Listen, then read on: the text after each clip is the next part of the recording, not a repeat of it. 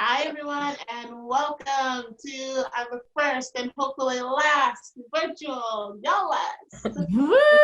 Hi.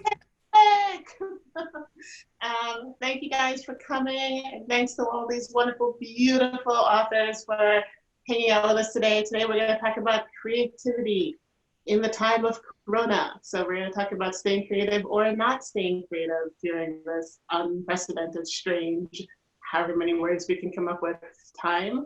So the way it's going to work is I'm going to ask these beautiful people a few questions for maybe about 25 minutes, and then in the end, you guys are going to ask us questions. This is usually the best part, the Q&A part. So think of nice, wonderful, thoughtful, non-offensive questions for us all, and we will do our best to answer them. Okay, does this sound good? And your thumbs up.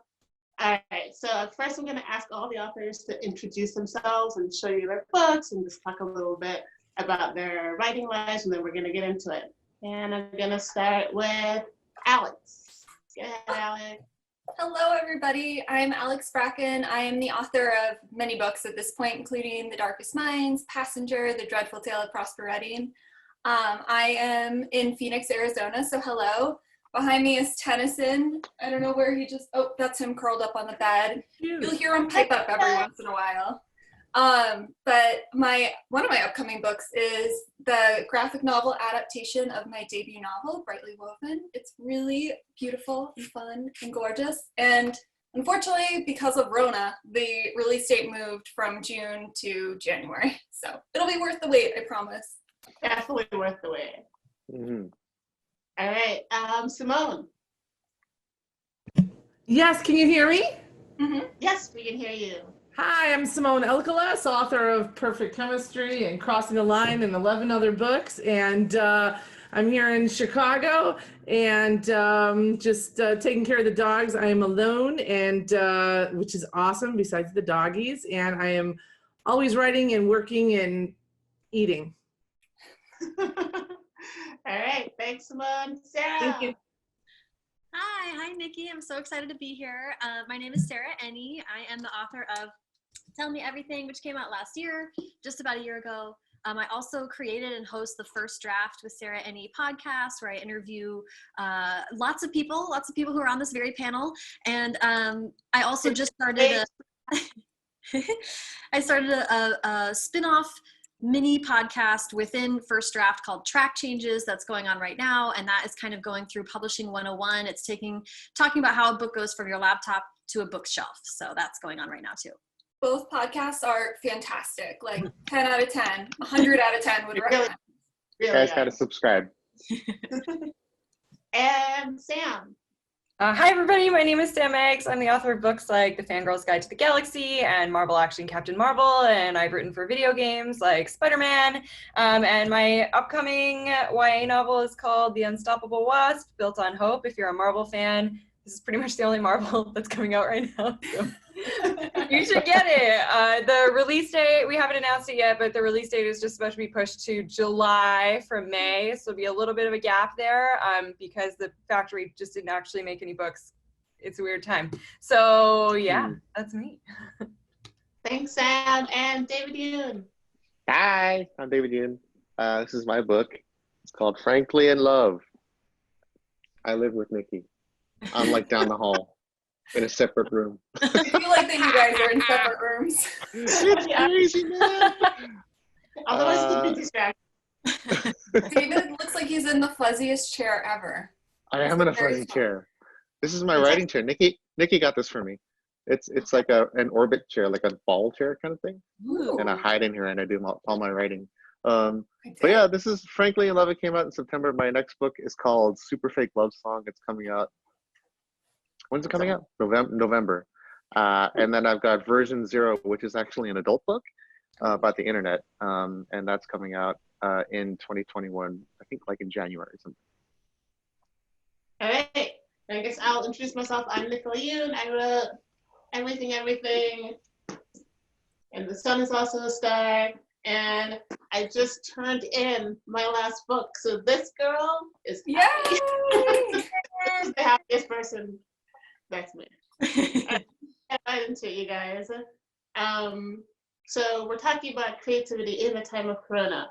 And I guess the first sort of most obvious question is, how has Corona affected your writing process and routine? I'm gonna start with you again, Alex.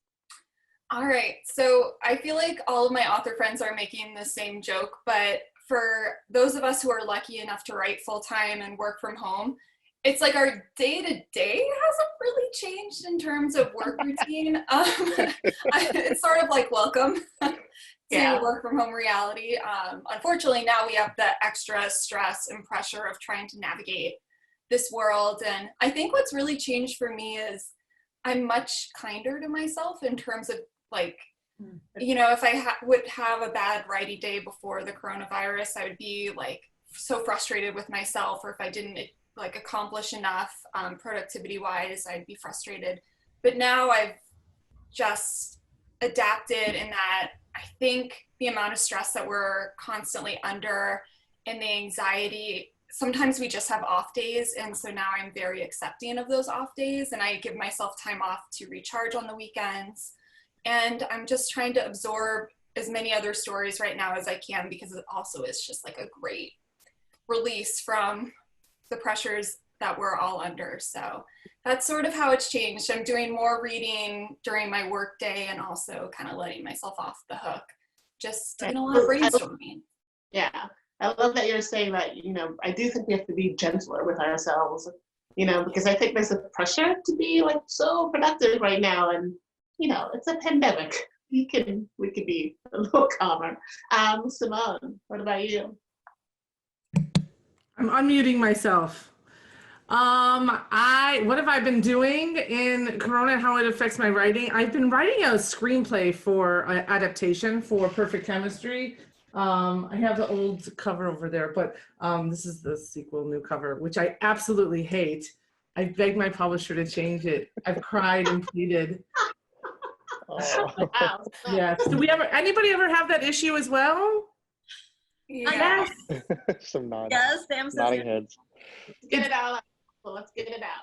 I could cry about that too. I've cried, I've eaten a lot. I eat for like any emotion. Like people are like, oh, I'm an emotional eater, like any emotion, like boredom, happiness, sadness. It doesn't matter.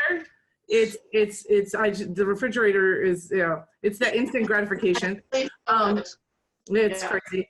I've been writing. I have a few books that I have ideas for, and things I've been writing in my screenplay, and talking to friends on Zoom, and eating. And of course I got 3 birthday cakes at my door yesterday for my birthday, which did not help. Happy birthday. Oh, thank you. Thank you. 50 does not feel so great. We could do a whole panel on my aches and pains. And that's pretty much it. Taking care of dogs. My kids are in college. My son's in Colorado. My daughter's in Kansas, and they stayed there because they said, I'd rather be in my apartment, because if I come home, I'm going to have to do chores. Which is so true. Can't fault their logic. Right. All right, Sarah. So, you know, I'm actually I feel like I'm observing all you guys at this point, because I'm in LA, and we had to kind of shelter in place starting like the second week of March or so, I think. Yeah. That was right when I got back from New York, doing a lot of the interviews that are featured in Track Changes. So when I came home, I was kind of already canceling plans and working 12 hours a day on that. And that just sort of took me through to the present day. But I have a book that I need to revise, and I printed it out. So I took that step. It's in a binder. But it has not been read by me at all in a couple months. So I was kind of waiting to have a couple days to like really get into it, but I don't think that's going to happen. I think I just need to sort of get into it and try to, like you guys are saying, be gentle with myself. So I'm taking advice if anyone has any. Yeah. Sam. Yeah, I feel like an amalgamation of all of these things. Eating every carb that I can possibly find, big mood for me. And kind of like Alex said, I work from home full time, so really kind of functionally my day-to-day hasn't changed, but in a lot of different ways it feels like it has. My husband is home all the time now, which is cool because we have like a 6-month-old puppy, so that's very helpful for me personally. But you know, he's here all the time, which is kind of like distracting and like a new thing. And I just feel like there's this additional low-level anxiety in the back of my brain all the time that's taking up a lot of my like creative space of like, gee, I sure hope my parents don't die in Canada and I can't get there or whatever. That's just like, I'm not like consciously thinking that all the time, but it's always, there's this like background radiation of this terror that's there all the time. And it's like, I was interested to hear from you guys on this panel because for me, it's like totally janked up my creativity and my flow. Like this week was a really good week. I got a lot done. I still have a day job. I write for video games. So like I got a lot of game writing done. I got a lot of work done on the few comics that are still in operation, which was great. But last week I was like so depressed. I didn't get out of bed for like 3 days. I was just like, I can't, my brain was just like flatlined. So I don't know. It's very like, I'm trying, I wish I could do more of what Alex is doing and kind of, Sarah, what you were saying, like I would need advice about this because I don't know how to be nicer to myself about it. Like I'm really beating myself up about the fact that I'm not like all those Twitter people who are like, learn how to bake. I do yoga every day now. I'm like in the best shape of my life. I have 74 new hobbies. And I'm like, I can barely do the job that I'm grateful to still be getting paid. Yeah. So, Can I add something? Can I add something to that? I meant to say this before too. I have been, you know, on Instagram, I've been sort of, I've been doing like writing diaries where I try to give advice and explain how I do different parts of the process. And one of the things I keep trying to stress to everybody, and I think one of the things that helps welcome that like giving yourself a little bit of slack mentality is just that like it is enough just to survive right now. Like you do not have to like create a new hobby. You don't have to do house projects. You don't have to write your first novel. You don't have to do anything other than just like manage your mental health, your emotional health, and just try to find some enjoyment in a very hard time. So, which is what I would add to there. All right, David Yoon, has it changed your writing process or routine? A little bit. I mean, the biggest lie that cracks me up is like everyone thinks that they're going to have so much more time to do stuff. And I mean, our daughter who's 8 is home all the time. We're basically running a homeschool. And suddenly we're cooking every meal. We're doing all the dishes. We're cleaning the house. We're every little thing that we could put off, or we could just go out to a restaurant and have them do the dishes. Like suddenly we're doing all that, and it adds up. You know, all these little things adds up, and then suddenly I find myself with much less time. Like our writing time has gotten cut in half, basically. Getting up early in the morning again to make up for that. And I don't know, I used to check the news a lot, and that was really killing my brain, killing my spirit. And I was having definitely a 9/11 moment or a Trump election moment where I was like, is what I'm writing even important anymore? You know, is it even relevant? Should we write about, you know, trolling, and should we write about fake news and the fake administration? Should we write about, you know, the failure of the healthcare system, big things. But I came to a conclusion, like a lot of us did, where it's like, just be kind to yourself. And I actually think that that the book that I've just finished up, which is Super Fake Love Song, which is a very light, fun rom-com, is like, I'm really adamant, right? Happy, fun stuff. We're gonna need it when we come out of this thing. We'll be really glad to have fun things to read and not like try to rehash and understand the chaos that we're living in right now, because it's confounding. I mean, it's confounding because it is chaos that we're living in, but it's easily understandable chaos, and that's what's confounding about it. It's what Ted Chiang called the idiot plot. It's a problem that is so stupid that if we were, you know, it's so easily solvable, and that's what makes it especially frustrating. That there really is nothing much to write about except the fact that it's that stupid. Okay, so that's a good segue into my next question. So has like the, you know, the state that we're in changed the focus of what you're working on. So I do know that David was determined that this next book be very, very sort of light. And he was just like, listen, happy endings all around, right? And do you feel like that's happened to you guys? For me, I know this time has made me less precious about my writing time, right? So if I have like 10 minutes when Penny's like jumping on the trampoline, I'm taking that 10 minutes. And I used to be no, this is the time I write, and I sit here for this amount of time, and I'm right, and then I'm done. But now I'm like just capturing all the moments I can. And in terms of what it's changed for my writing, like all those things, I was like, oh, I'll write that. That's just, I'll put it off, or I think I'm not ready for it. And it's like, listen, now is the time, because who knows, we might all die. I don't need to be like direct, but also we might all die. You know? So has it changed the focus of what you're writing on, and if so, how? Let's see. Sarah, you want to jump in here? Yeah. Well, I just want to say too. Well, you're going to get back to your revision, you were saying, right?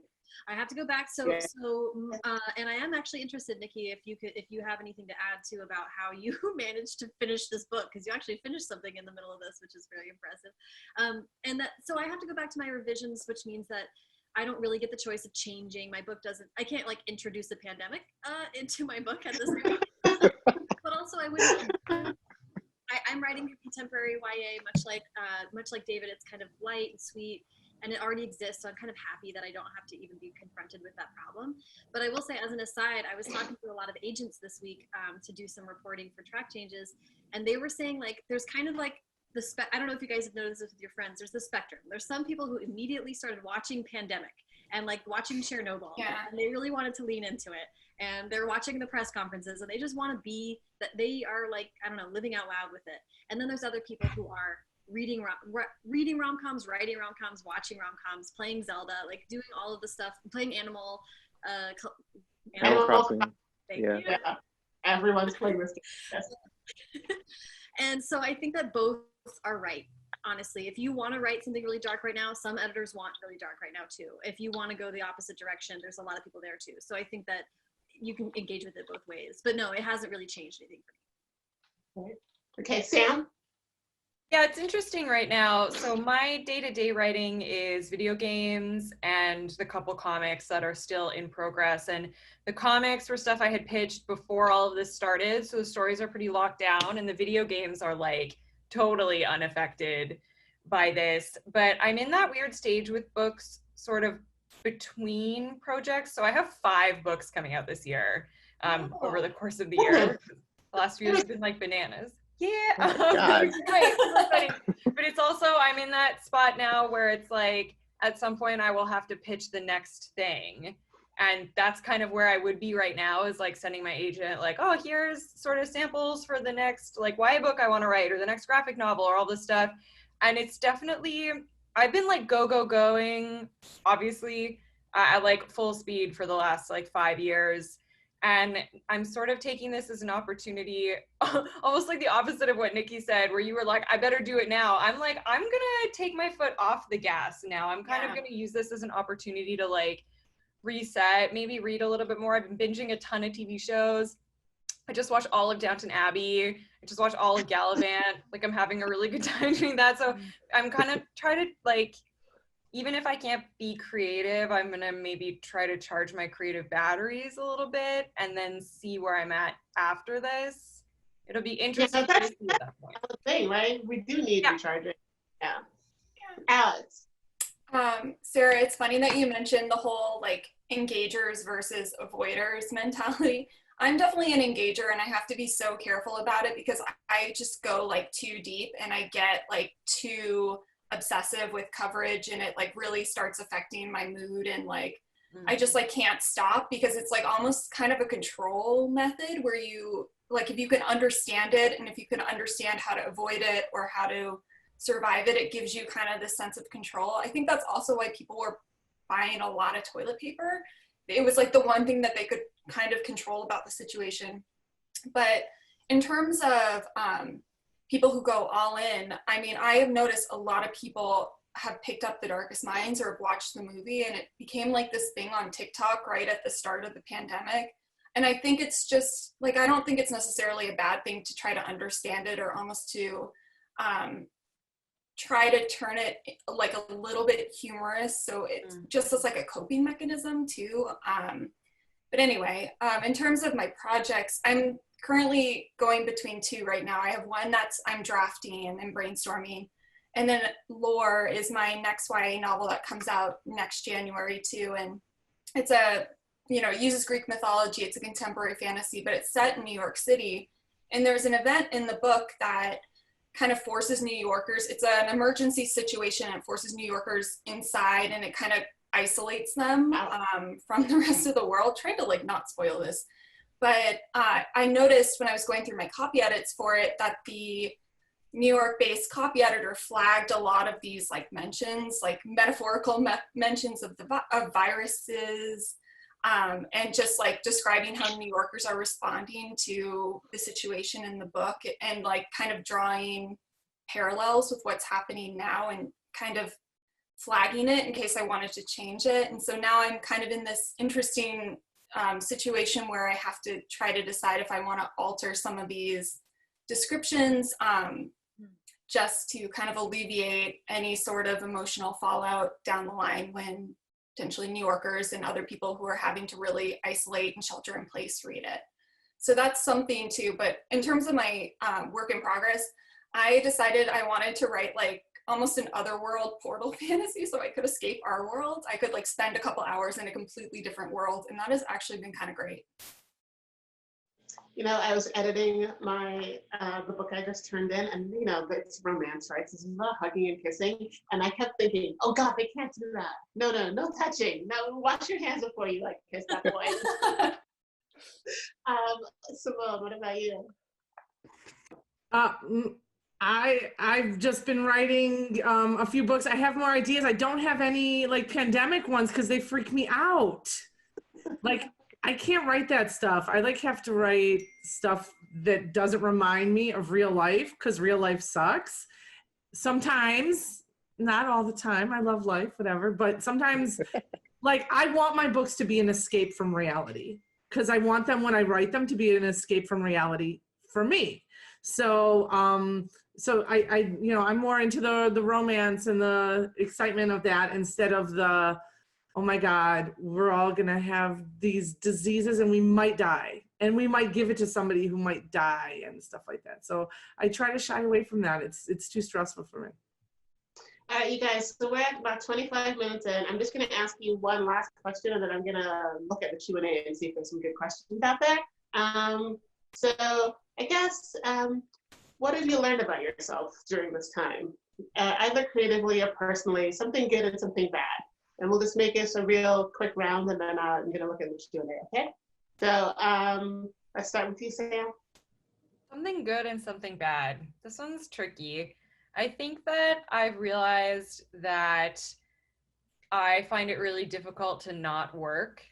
Like, my main setting is doing work all the time. And so when I don't have enough work to fill all the hours in the day with, I feel very at odds. So I feel like that's probably a bad thing. And I need to figure out how to, like many millennials, I need to figure out how to have like a hobby that I don't monetize, which will be maybe something interesting that I can do over the course of this process. And something good is I really like spending time with my dog. It's the first time I ever had a dog my entire life, and she's really cute. Oh, yeah. Sarah.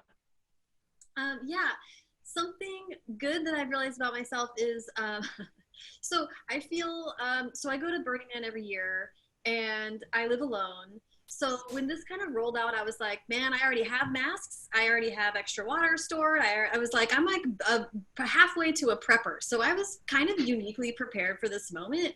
And I've done a lot of work on being resilient because I live alone and I've been single for a long time. So I've been feeling extremely fortunate that I've done a lot of work that made me feel a little bit more resilient when this kind of rolled out.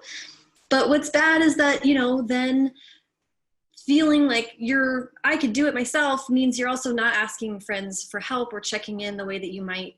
So, you know, when I found myself like crying for very strange reasons, like you spill a box of goldfish and you just burst into tears, you're like, maybe I should call someone. Like I can call my mom and tell her that I need someone to listen to me for a while. So, so at the same time, feeling good about myself alone and then feeling like, you know, people can help you has been my process. David, what about you? I think a good thing is I've been talking to friends a lot more. Yeah. It's kind of funny. Like I could have been talking to them more this whole time, but now like we just really feel like, you know, getting on FaceTime and drawing together, or just talking about the news or talking about TV shows or whatever. So it's in a weird way, I feel more connected to my friends than I used to. Yeah. It's a really good thing. The bad thing is I'm suffering this like complete crisis of faith in all of our systems. So I don't know what to do with that. It's really tough to see failures at so many levels, at so many systemic levels. Everybody fill out your census and register to vote. Yeah. Yes. Oh God. Yes. And it's kind of killing me to not go crazy reading the news. And I'm staying focused on the things that I have, which is family and friends, and we have a house to live in and internet to Zoom with, and food. And I know we'll get out of this. I just don't know what we're gonna emerge into. So I'm a little nervous about that. All right, Alex. One funny thing I discovered about myself is that I like naturally hoard toilet paper and Clorox. And I saw I did an inventory kind of at the start of the pandemic, and I was going through all like my bathroom cabinets, and I'm like, why do I have like, I guess like I just go to CVS and I'm like, oh, I can't just buy this box of Pop-Tarts. I also should buy like toilet paper so it looks less bad. I don't know. I just like naturally hoard toilet paper. So it's been, and like another thing that I've really appreciated is that while the pandemic has brought out some of the like worst aspects of humanity, I feel like overwhelmingly I have been trying to engage with the more positive stories. And I know like when I had to go to Target to get something I needed, everyone was so kind to one another. Everyone was very polite. Everyone was asking how everyone else was doing. So I do think that in some ways I now appreciate these smaller moments of compassion and humanity in a way that like to just like a deeper level than I did before. Like now I really recognize it and take a moment out of my day to be like, yes, this is a moment of humanity and friendship, and we can still get through this and still be kind to one another. And in terms of something kind of more negative I've learned about myself, I really need to have some sort of structure to my day. Otherwise, the hours seem to go by like that. So for me, that includes like getting up, getting dressed, like I am going to go somewhere, like putting makeup on, doing my hair.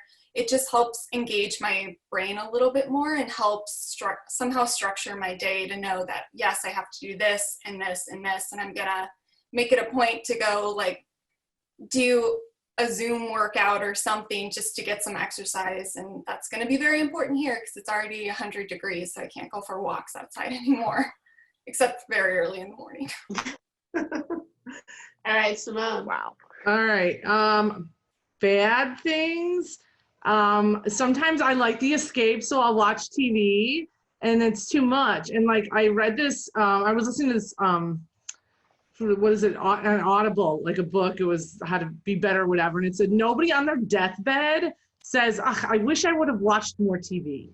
And I'm like, that's kind of always in the back of my head. Like, it's such a waste of time, but it's such a great like escape from life. And everybody's like, watch it. You have to watch this on Netflix. You have to watch this on HBO. You have to. I'm like, I should be writing. You know what though? Anything you enjoy is not wasted time, especially right now. That's how I feel. So like, enjoy the TV. Go marathon Outer Banks on Netflix and. Right, but then Sam is doing 5 books, and I'm like, oh my gosh.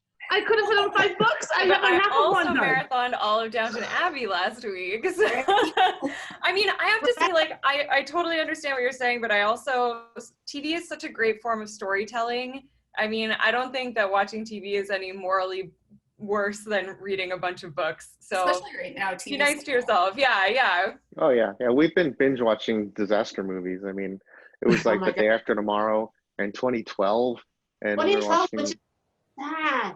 That was rough. That was rough. I can't watch yeah. that stuff. So, and then I made these masks because I have, this is a Chicago flag mask.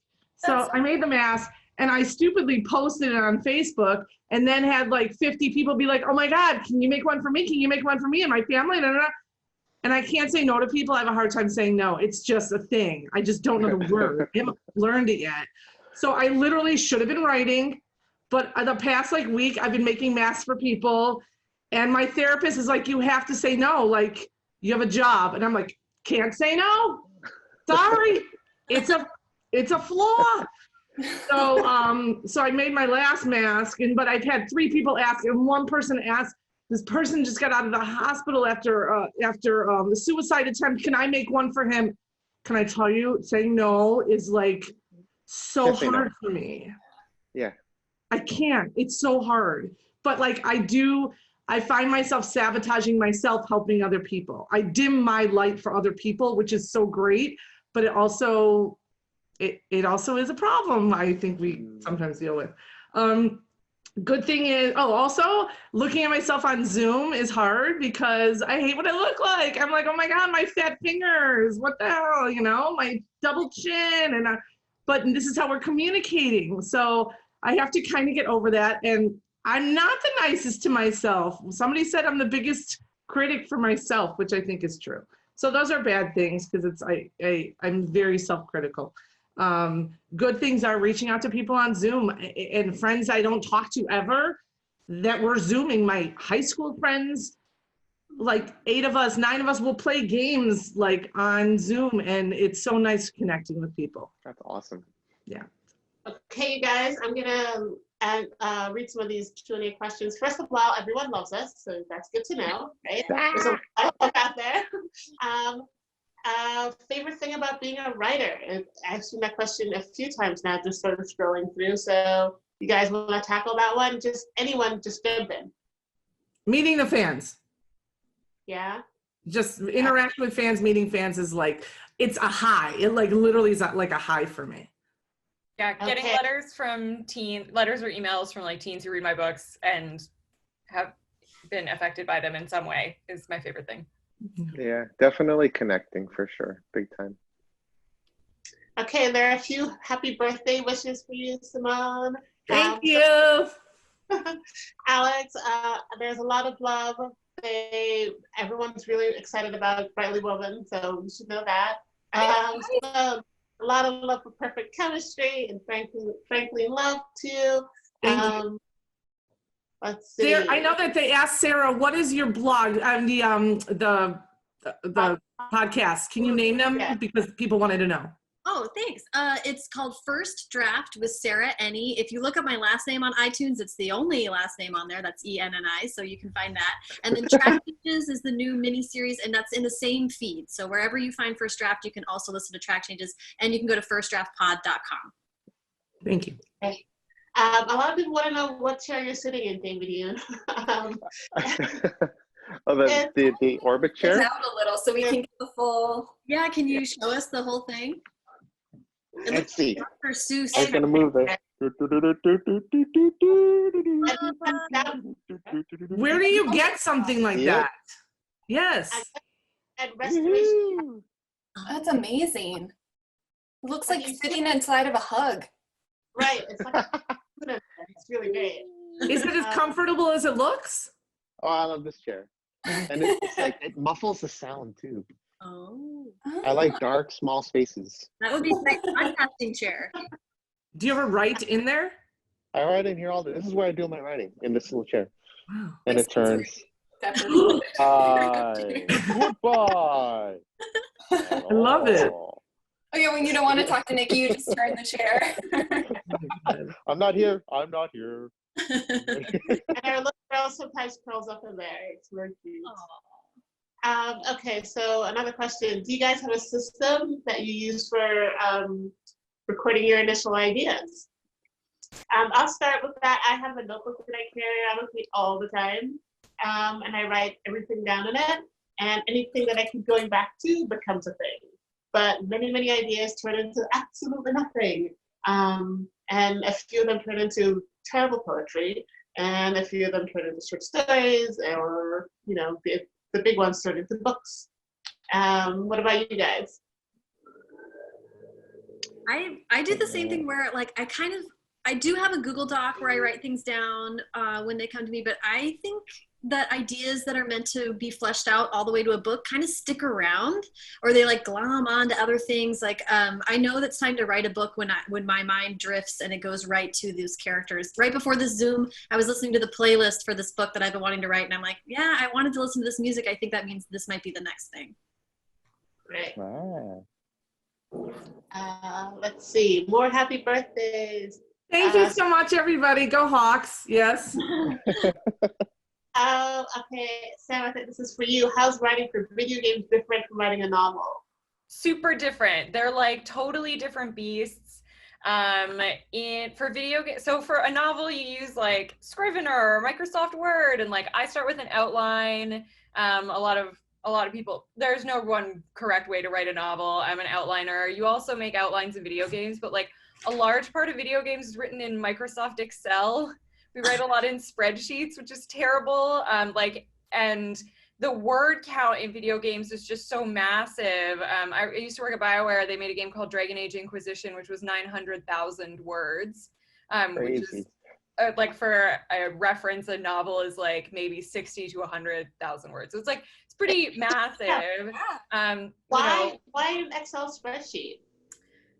It contains all the data that designers need to take the line that you write and hook it up into the game. So it has all the like coding information in separate cells, and that information can include whether or not it's been recorded by the voice actor, whether or not it's been rewritten and needs re-recording, what the code is to get it into the game, when it should fire, when it should not fire. There's all this other information there, and your writing is just one of many, many fields.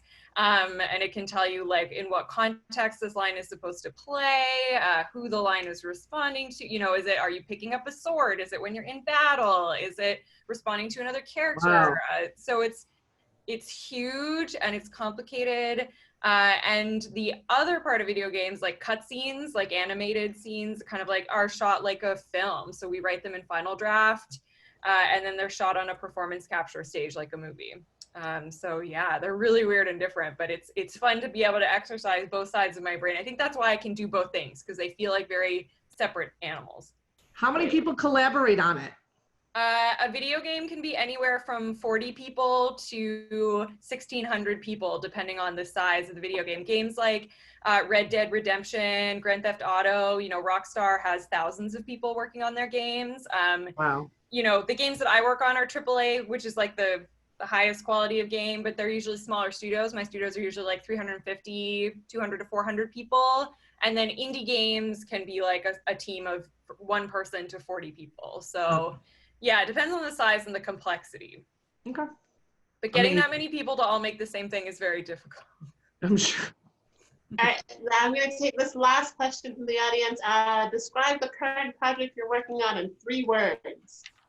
Let's start with you, Simone. What if? All right, Alex. My working project is like mystical Indiana Jones. Ooh. Wow. Okay, Sam. Fairy tale comic. Ooh. Sarah. Oh my God. Cute bandmate crush. I'm in. Where can I buy it? David Yoon. What the hell am I working on? That's pretty work. Future fairy tale. Ooh. All right, and mine is kissing and dancing. Okay. Always All well. right. I am going to read a quote from Toni Morrison. And this really helped me after the 2016 election, because I was despairing about whether or not art mattered in times of crisis. Like, who cares about romance stories? Who cares about escape? You know, and I was having a really hard time. And I came back to it during this time too, and it really helps me. So I'm just gonna read it to you guys, and hopefully anyone else out there, maybe it'll help you feel a little bit better about creativity. So Toni Morrison says, "This is precisely the time when artists go to work. There is no time for despair, no place for self-pity, no need for silence, no room for fear. We speak, we write, we do language. That is how civilizations heal."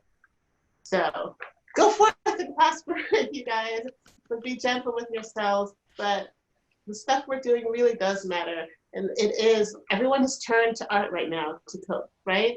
And we're artists, and the people out there who are artists, you know, we need you. Civilizations heal this way. But thanks for stopping by. I have a question. Do the questions that they've asked us, are we going to answer after, or how do we do that?